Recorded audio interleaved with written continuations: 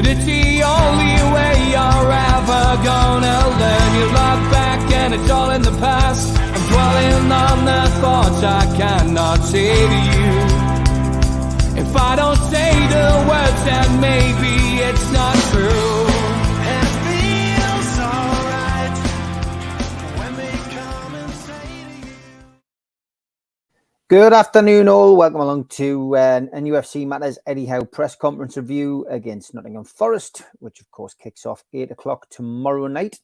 And that is live on Sky Sports. So first up wasn't Razor. He was not there today from the BBC. It was Keith from Sky Sports. So he just said, any team news that you can give us? He said it's very similar to last week. He says we had an intense game against Nottingham Forest, against Wolverhampton Wanderers. We're going to have an intense game this weekend. We've been nursing a few minor knocks to players, but nothing major. A few people have missed a training day here and there, but no major issues for Eddie Howe going into the game tomorrow night. Keith then said that obviously last week he made a number of changes and they worked well.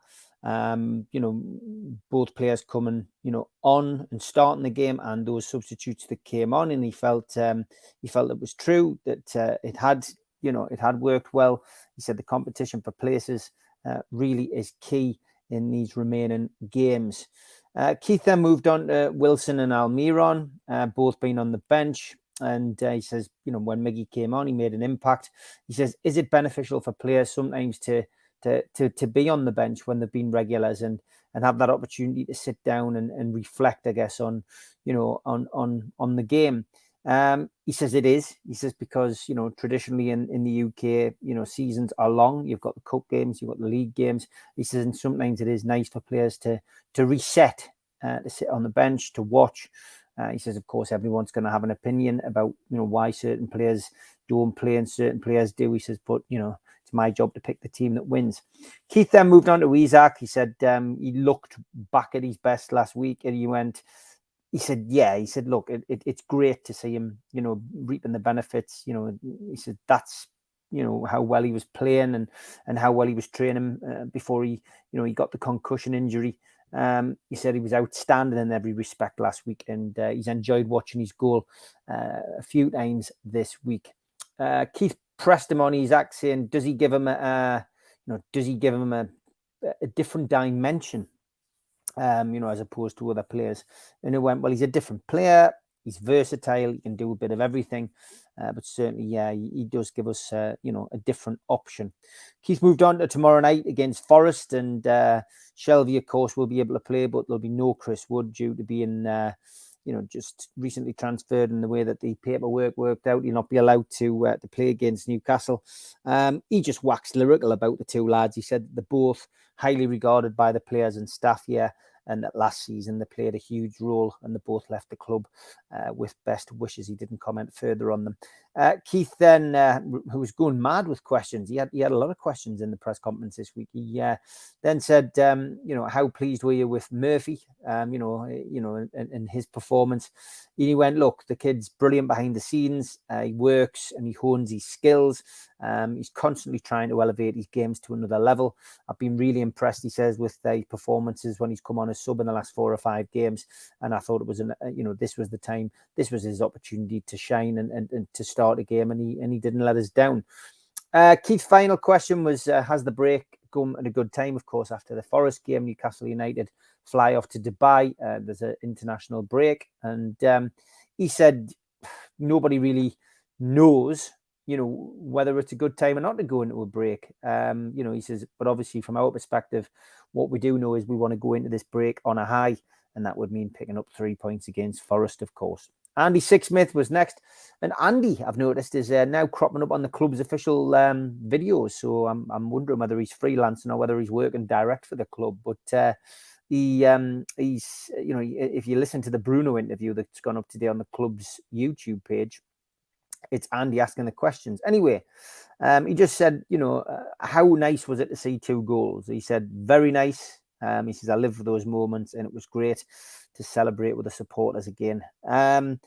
He was then pointed out by Andy that this is the first game last week that Bruno, Botman and Isak have all started. He said, is this the spine of Newcastle United's team, moving forward? And Eddie, Eddie just said, look, they're great players. They're certainly players who are for the here and now and for the future. So he more or less agreed with Andy. He then said, what's the challenge to Isak now that he's fully fit? And Eddie said, just hit the same levels that you hit versus Wolves. I'm looking for energy, I'm looking for intensity, and I'm looking for the quality. And, he certainly showed that against Wolves last week. Continuing on the Isak theme, Andy then said, is this the most comfortable that you've seen him? He says, well, that's the way that we want to see him. He says, from my perspective, I want to see him putting 150% in. I want to see him busting a gut, and I've got no issue with him emptying the tank each game, and then being able to take him off. So I think the point Andy was trying to make was, he is fully fit. We are going to see the best of him now, but maybe still not at the level where he can play 90 minutes of that intensity. I'm guessing the question is who really can. But yeah, he said he is happy with him, and he continues in that vein. He won't have any issues. And he then moved on to Willock. He said, he said, were you aware that Bruno has given him a new nickname, which is Willakino, apparently? Eddie Howe wasn't aware of that. But he just said he epitomised a great team performance last week, Joe Willock. He said, wonderful assist for Miggy, great work rate, and, just epitomised a great team performance. Andy then brought up a story, which I've got to be honest, I'd never heard about, a young fan who had got the train back down south after the match at the weekend and had spent 15 or 20 minutes chatting to Amanda Staveley. Andy just said, how does it feel to hear a human interest story like that? He says, we seem to be hearing a lot of them with these owners. And he said, it doesn't surprise me. He says, these owners are, they've got the club's best interest at heart, the region's best interest at heart, and they're very open to communication. Last question from Andy Sixsmith was about Forest. He said they've got a number of, they've made a number of signings. How well Steve Cooper done down there, and he goes, yeah, he's done very well. It's not easy to keep so many players happy and harmonious. He says, but he deserves a lot of credit, not only for getting Notts Forest promoted, but also for stabilising them and keeping them so far out of the relegation battle and into the keeping them in the Premier League. He's done well. He said it'll be a hard game. Damien was next. He said Isak seemed delighted with his goal, but in interviews, he was admitting, I guess, that he had a bit room for improvement. And Eddie said, yeah, look, it was a great goal. He says we've been working on his game every day. We've been working on heading every day. And he showed that he can do it. But it is good that not just him, but all players in the squad realise that there is always going to be room for improvement in the game. Damien then asked if we're having some great headers of the ball in the past at the club, such as Alan Shearer and Les Ferdinand, were the two names that were pointed out. He said, from your perspective, have you showed the guys any clips? Have you showed Isak any clips? And he went, nah. He says, no disrespect to the guys that were great headers of the ball. He says, but I haven't felt the need to show them any clips of that. He says, I find that practice and repetition and movement is the key, and that's what we focus on at Newcastle United. Simon was next. He said, looking at Willock's performance, is he a future England player? Eddie said it should be an aim of his. He's got the potential, but like all players, he has the room to improve and grow. He felt that more goals and assists, such as the goal versus Chelsea, would see him knocking on the door. Damien pushed on with England and said they like his kind of physicality. And he said, look, he is physical. He gets around the pitch. He's not one-dimensional. Eddie just gave him a stamp of approval and said he would be a benefit to England if the call came at any point. He then asked whether Wood and Shelvey would know his game plan and his team talk, and is that a problem coming into tomorrow night's game. And he said, I'm not sure they'll know what I'm going to be saying in my team talk. He says, but it is interesting when you come up against players that you've had in your dressing room on other teams. He says, but, teams have evolved. We've evolved, I think, since the lads have left in different ways. So it's not something that was giving him any sleepless nights, that's for certain. Miles Starford was next from the Shields Gazette, and he basically said, will the break, the international break, give Anthony Gordon a chance to get his fitness and hopefully that, give him an opportunity to be available against Manchester United, which of course is the next home game after the break. He said, look, we're going to try and get him fit in that period. That's the aim, but he's off grass and off his feet at the moment. He's healing well. But he's got a lot of work to do if he's going to be fit for Manchester United. Miles then asked about Joe Linton, how he's been doing, obviously with the enforced games that he's having to miss through his suspension. Second game, of course, tomorrow night, and then he'll be eligible to return. He said he's just been doing well. He's been doing a bit of one-to-one, bit of training with the team as well, but he's just ticking over, ready to come back when he can. Ian Murder from the Daily Star was next. He said, he says, it's the first time I've heard you said, that you're desperate for a win before last week's game. You got it. Has that eased the tension this week, in training? He said, look, we're desperate this week. We're desperate every week, he says, for a win. He says, the win, of course, is against Wolves, has meant that the mood of training has been more positive. He said, we've gone a few weeks without that feeling. So to have it has been great, and it's given us something to build on. Ian then asked about Matt Targett, asking how close he was to starting a game for Newcastle. And he just said, look, he's pushing, he's consistent, and he's a top quality player. So he's certainly knocking on the door, I guess. But I think, as we all know, Dan Burn is his number one choice for left back, and unless there's a major drop in form or an injury, I can't see Matt Targett getting back in anytime soon. Luke Edwards was next. He said that in interviews, Trippier's not shying away from saying that the players won Champions League. He was trying to get Eddie really to admit that, he wants Europe, and, trying to get him to say which competition he wanted. And he said, I'm going to duck the question. He says, look, every week I want to be the best that we can be. And he says, we're just taking small steps. He said, well, when are you going to allow yourself the opportunity to think about which European competition, you want to be in? And he says, at the end of the season. He then said, is Willock an example of young players that you can leave a big club such as, Arsenal, Manchester United, Liverpool, Man City, and come to a big club, come to Newcastle United to better yourself and better your career? And I was expecting Eddie to come out and say, well, we are a big club, but he chose not to. He said, look, there's different ways that you can achieve in your career. He says, Joe came here to play first team football.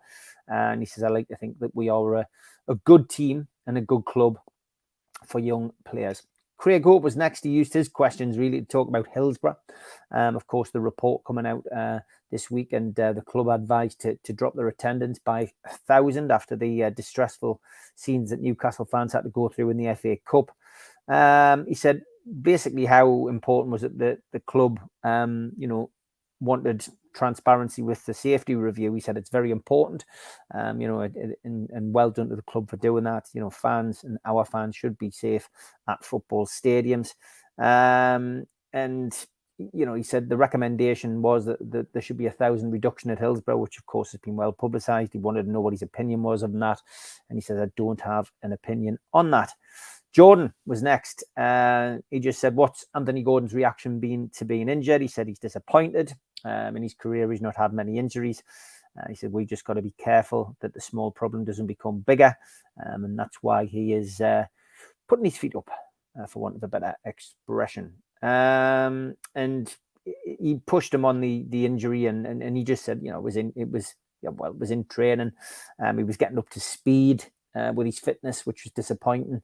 Getting to his optimum level, as Eddie likes to mention. And he just said, look, and it was like an innocuous challenge, which has obviously had a bit of a knock on his ankle, and just got to bide our time, I guess, with him. Isak has been called up by Sweden.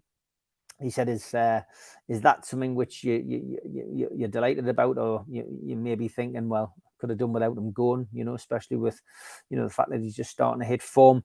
And he went, no, he's proud to play for his country and he deserves the opportunity, and he goes with his blessing. Lee Ryder was next up. He said, with summer recruitment, are you looking at different markets with Europe in mind? Of course, you don't know which European competition you're in or could be in, or whether you're going to be in Europe at all.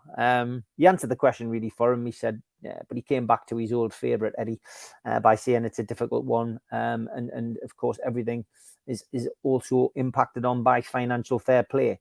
He did stretch it a little bit and say that, of course, if we finish in, a European competition, then there's more opportunities to bring money in, and means it could be more money available. Lee then asked him about Man City and Haaland, of course, scoring 5 goals this week in the Champions League, and he said, is that an example of the standard that we want to be at, and is that an example of the standard of Newcastle have got to be at, I guess, to compete. And he just said, look, at the moment it's all hypothetical. He says, I enjoyed watching Haaland's display. He took his goals, well. It was an amazing display from him. But at the moment, Newcastle being at that level is hypothetical. We're working towards that, and clearly saying that we're a long way from that at this moment in time. Lee then said, Forest, good to see them back. He said, but it's a tough place to go.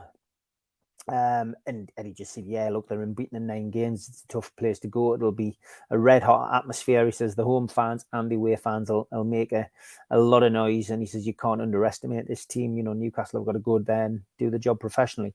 He then asked if Ryan Fraser was any closer to a first team return for training. And he said, look, I made comments about this last week, and I shouldn't have to comment on this each week. So short shrift on that question for Lee Ryder. Kieran was next, basically just saying, that, Shelby obviously leaving left a little bit of a hole. Do you still feel you need to replace him? And he went, yeah, look, there's a hole in there. He was a big player. He'd experienced, a lot of the club, and, he's, he was like a big game player for us. But, we had to respect his decision. He wanted to leave, and that was that. Kieran then asked about the club, bringing in scouts and various other things, various other appointments behind the scenes, and Eddie just said, look, the club success depends on recruitment. He says, I'm not involved in the restructuring behind the scenes on that. He says, but I encourage anything like that, to be honest. Martin Hardy was next. Again, he chose to go down the Hillsborough route, and just said that that there'd been 50 statements put forward by supporters, and there'd been a lot of questions asked, and just wanted to know how important it was for the fans to know that the club had its back. And he just, again, reiterated the same answer. It was, just that anything that helps the match day experience for our supporters and other supporters is beneficial, and he wholeheartedly backs it. And then Martin just said, how important is our away support? And he just waxed lyrical, as he would do, about the away support. Just said, first thing we look for, I don't go out for the warm-up, but I come out with the team, and I hear them and I see them, and he says it's incredible. We don't take it for granted, and we know we've just got to we've got to keep pushing and performing to the best of our ability to give them some entertainment while they're on the road. And Martin then went back to the Hillsborough thing, just saying, is it distressing to hear about the stories from fans at Hillsborough? And he went, well, yeah, especially with the history of the ground. But I was a little surprised that Martin went down that route, I've got to be honest, after Craig had already touched upon it. Whether it's the individual journalist or whether it's the papers looking for a story in Hillsborough, I don't know. But yeah, strange thing to ask. And I sometimes feel that the questions that are asked could be, I don't know, organize it together so you get the full experience out of Eddie Howe, and you get the full answers. We'll cover a wider base if you can ask a little bit more of an array of questions, I would have said. Chris was last, but by no means least. He said Elliot Anderson, and this is something I think most of us have probably brought up in pre-match or after-match drinks with our mates.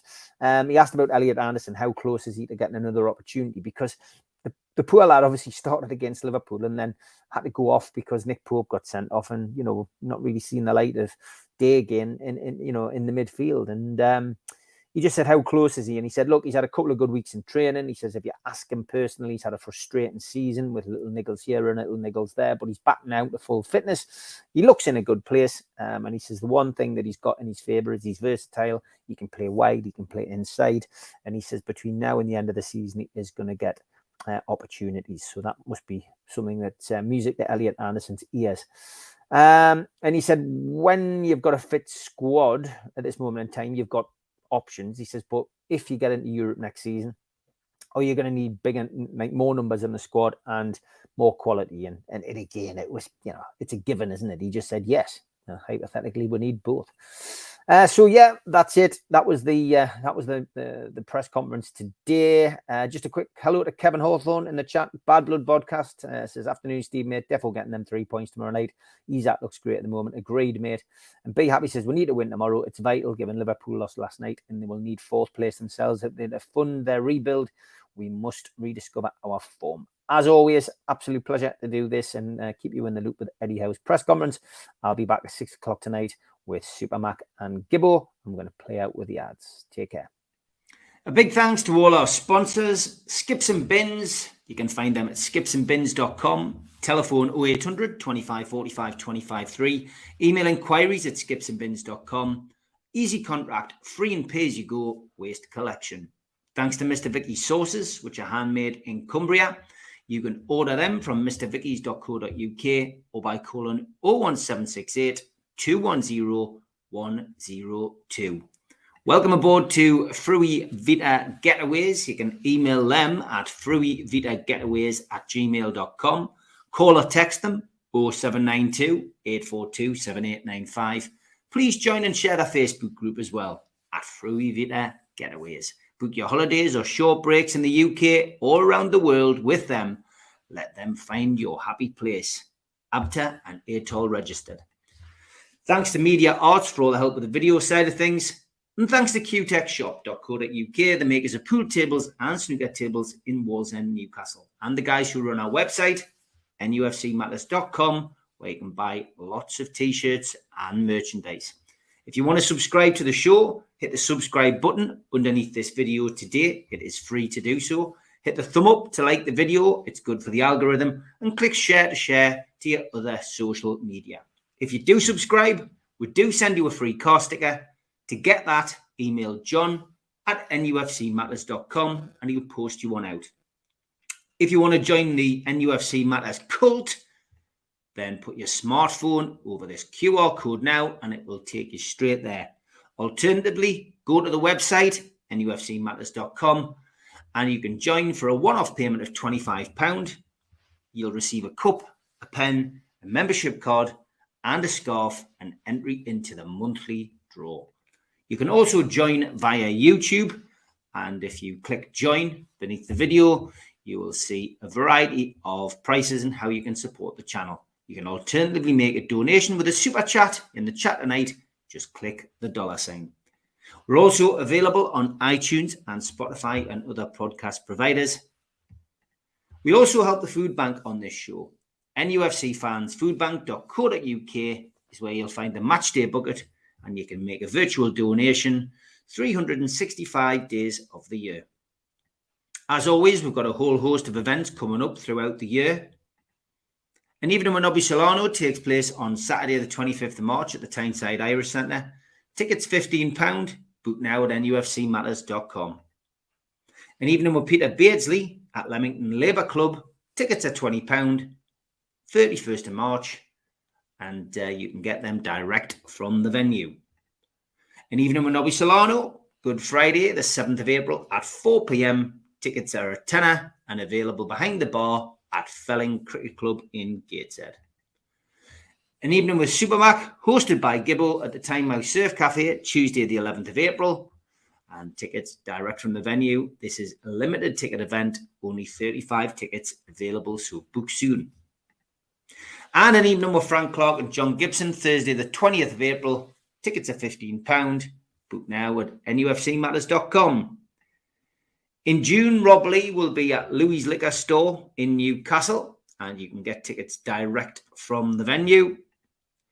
And an evening with Rob Lee, Lee Clark, John Beresford takes place the following evening, Friday the 2nd of June at the Grand Hotel in Gosforth. This is in aid of the Heel and Toe charity, and tickets are available from their website, www.heelandtoe.org.uk/events. And if you're a boxing fan, the Night of Champions comes to Gateshead at the Fed. Frank Bruno, Ricky Hatton, Nigel Benn and Joe Calzaghe are part of the UK tour, and you can get your tickets from www.goldstarpromotions.co.uk.